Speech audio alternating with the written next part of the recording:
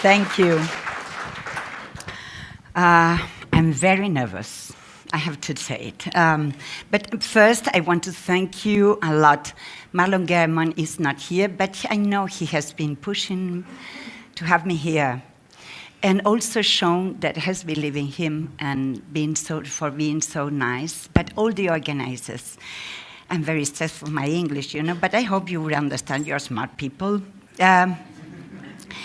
My goal here is not only denounce and suggest some strategies about how to deconstruct stigmatization of people who use drugs from the healthcare perspective, but also to build some bridges between America and Africa. Because we are developing countries, we have very similar sufferings. And because of some factors, such as corruption, that is very frequent in our countries, and we have to say it, because it's part of the problem, resources are diverted from the drug policies and policies in general to the pockets of politicians. So, and I think this problem is all over the world, but particularly in developing countries. And when I'm going to talk about this, even I have been never in Africa, listening to her and listening to people from Asia, I can realize we have the very, very similar problems. But these problems related to drug treatment are not only for developing countries. Many things have been justified in the name of the war on drugs. Let's talk about this. So I will read to go faster, because if not, I will talk a lot. So looking through the 20th century to the present, it's possible to see that not only different identities had been applied to the people who use drugs, but also a sort of story and proposed evolution. It's working? No, I have to do this, I suppose.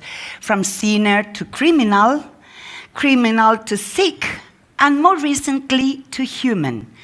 But we will see that is not enough. Probably some of you already know how stigma was built from the 20th century and reinforced while drug policies became inefficient and also more and more inhuman, moralistic, and violent. I focus on the contribution of medical doctors and treatments to this stigma that distances people who use drugs from help, and actually, we are the last people they will ask for help. And this we have to understand that this is saying something. This is telling us something, what we have been doing, what physicians would be the contribution to this problem. I know that here are some physicians like Nat and his and others, like me, that have been thinking this story differently, but it's not a majority. If not, we will not be here. What is the scenario, the current scenario for treatments for people who use drugs?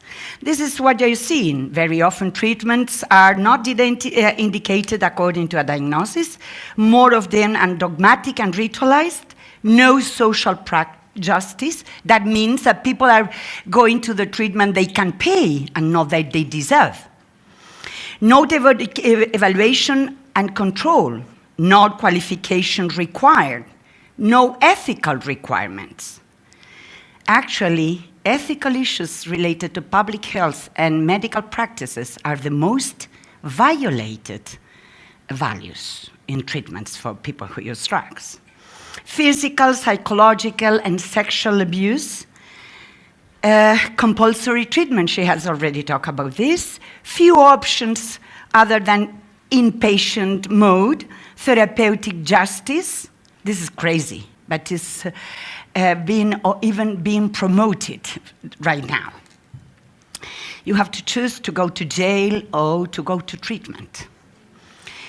Clinical descriptions generally show them as an antisocial personality disorder, bad quality treatments oriented towards abstinence and treating behavioral disorders. Very few specific treatments for dependency. Why, if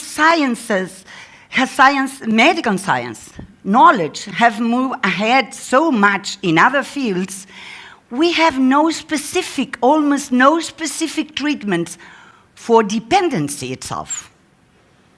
What have we been doing?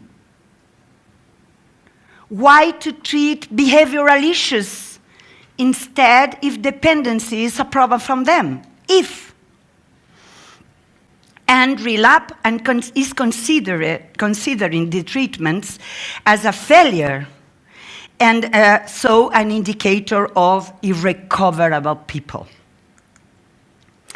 How we came to this situation, how it was possible that health professionals sign up or even participate in this kind of treatments. Why is no malpractice complaints? Almost there are no complaints against us.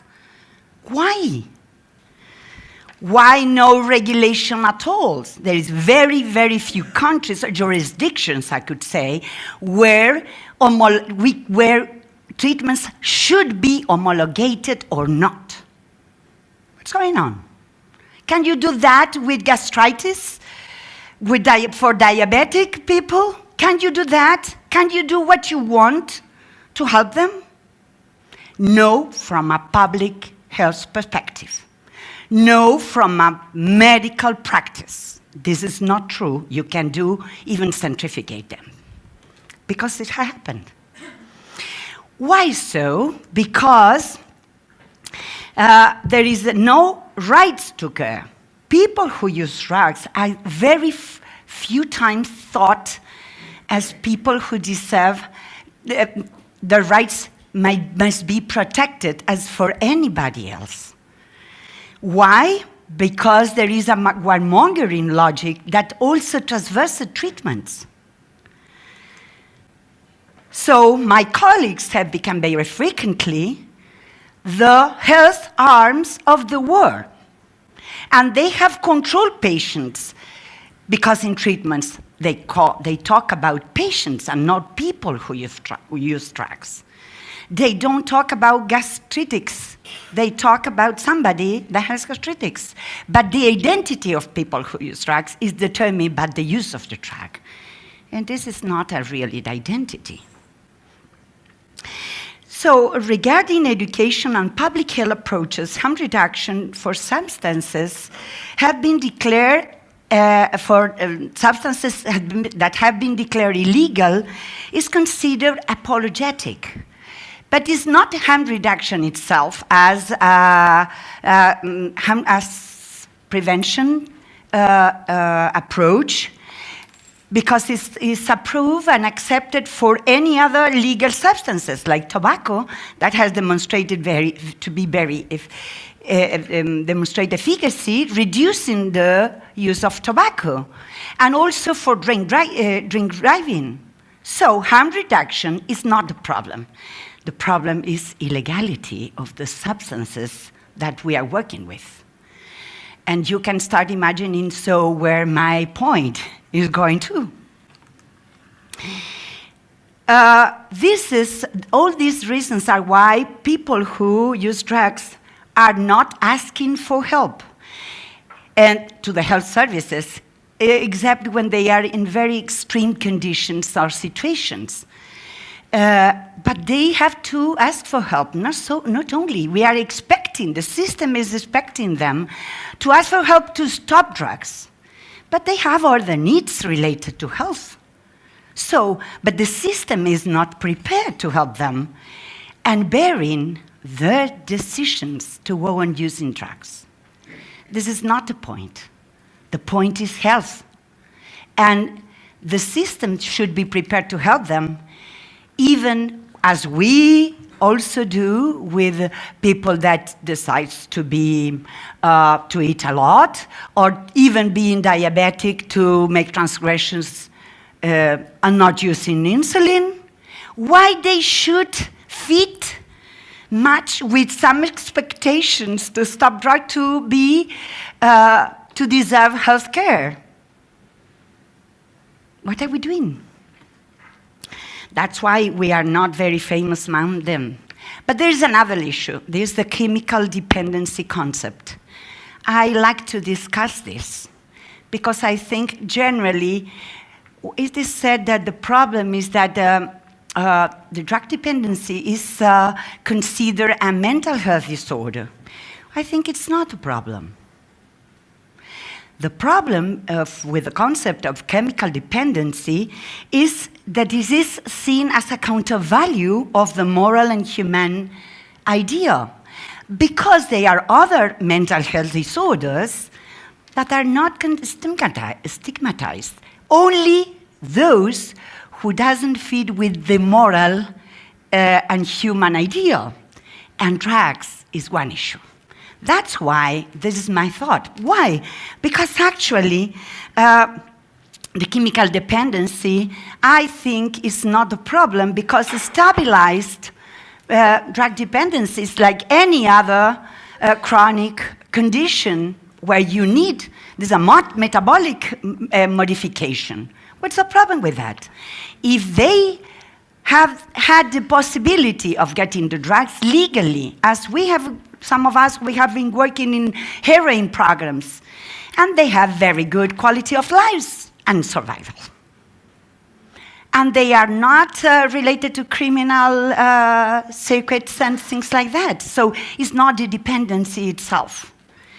It's the conditions where the dependency has the opportunity to access to the drug, the needed drug, as a modulator of metabolic issues.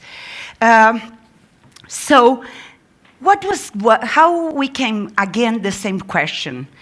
The welfare state based on medical and mainstream positivism has a lot to do in this, because the radicalization towards control of the body and of social customs for the betterment of the human race finally determined that this wasn't a behavior that was leading us to the betterment of the human race. Moral values were applied to this behavior, these options, these decisions since the very beginning. Obviously, there are other issues. Ethan has talked about them, but I'm focusing on the medical aspects, how we contributed to these cruel policies. The drug use became a symptom of moral and physical degradation, because the very few cases at the beginning of the last century, before the 30s, were related to the bohemia and intellectuals, but also to people that was related to crime. Not all of them, but near them and them. So this association was generalized to all drug users in the time, as the time was going by. It was increasing issues related to how to build this identity for people who use drugs. And the drugs have been declared a social danger. In this, I would like to invite you to check at the chart of your health ministries what is the main goal of our health ministries. In Uruguay in 1934, it was said that it was the police of social vices. Police of social vices. So we were invited to be the health arm of repression for social vices. Who determined what was a vice? Who was saying that? Many of them were physicians related to policy and political power. So they are saying that I have only 5 minutes, and I want first finishing to give you some points to think about some changes we need to move forward. But these laws and conventions had created the category drug user, criminal, trafficker. You know, it's not medicine what has helped people to stigmatize and take him apart from healthcare.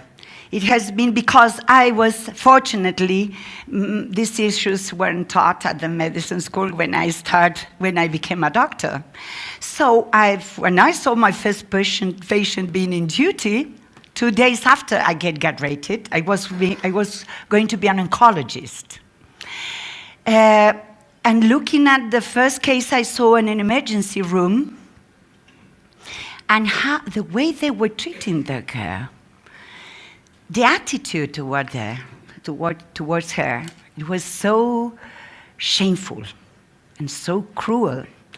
This was the moment that I decided to start working in this field because there were more than health to fight for.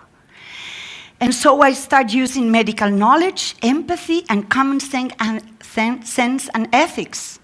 This is very important, ethics. I will go fast after we can go back to this. But harm reduction, you have to remember that is focused on effects of reducing the effects of drugs, reducing the harms, reducing to use patterns, but also to social and political responses. And we have the responsibility to work in this issue as well, because treatments are part of their social and political responses. So, stigma is a harm produced by the social and political response to the problem. And to fight against that, that is obviously maintained by fear, ignorance, losing control and power, but also profits of the owners of some kind of treatments. I suggest to change the perception of the problem for general population, politicians and physicians, working in 6 areas. Theoretical change in this is not a health problem. It can be, but it's not a health problem. This is a geopolitical problem that determines health and criminal consequences. So, first, changing geopolitical issues. It's true that when you have health problems related to drug use, it's a problem for you. And we have to be prepared for that. But it's not the way we should design the policies. Also, political changes. Why? Because political changes are needed just to define policies that are ethically correct, demonstrably effective, and appropriate to the problem. This is not the case. And also scientific. Ask to David and other people to move further in research for specific treatments. Why we don't have help? Is it only substitution effect the possibility? Are there other substances that could help these people to keep out without symptoms of withdrawal? Can we help them? Because withdrawal is part of the problem to relapse if they don't want to stop. So we need this and validated treatments. It's not true that we can do whatever we want with this population, but also control studies to compare results for different approaches. Ethical issues, and I only want to say that we have to claim again to recover the 3 pillars of public care ethics, for no harm plus the impact, but also social justice and right to self-determination. And these, as all of them, been violated. Legal, move forward in legalization, because we have seen that many of the harms are related not to the drugs itself, but the condition of illegality. I will not go on further than that. Finally, 2 other issues. communitarian, developing community-based treatments where people who use drugs have roles, citizen roles, and communicational, because we are always talking to each other, and we all agree about that. We need to reach the media, and thanks a lot for being here, because it's the only way we can reach the general population and create a critical mass to move forward, because they are the voters. And we know that many of the policies had been created because and sustained because they are fearing what people is going to vote. It has already been said. So perhaps this way, the process of changing to the place of people who use drugs can move for a little bit forward. Sinner, criminal, sick human, but overall, a human that is a citizen that who might be sick, but is not always sick. Thank you very much.